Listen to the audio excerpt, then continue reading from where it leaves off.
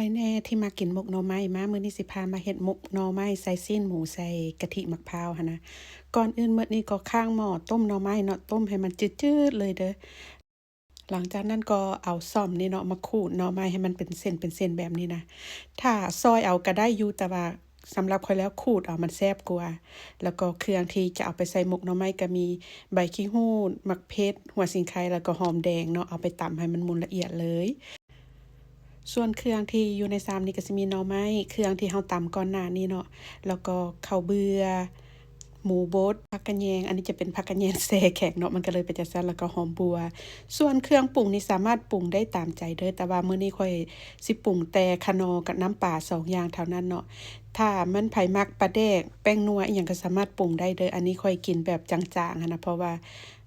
มีคนอยู่เฮือนนี่กินนำเพิ่นคลำของกินหั้นนะก็เลยได้ใส่แต่คะนอร์กับน้ำปลา หลังจากนั้นก็ใส่น้ำยานางกับกะทิลงไปเนาะกะทินี่ข้อยก็บ่ได้ใส่หลายได้ข้อยใส่แต่ครึ่งกระป๋องหนึงเนาะ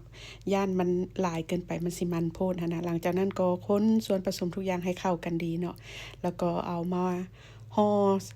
ก้อยนี่จะห่อใส่ใบตองทางในแล้วก็ทางนอกนี่ใส่แผ่นฟอยล์เวลาห่อมันง่ายบุเดียวมันก็แล้วเนาะหลังจากนั้นก็เอาไปนึ่ง40นาที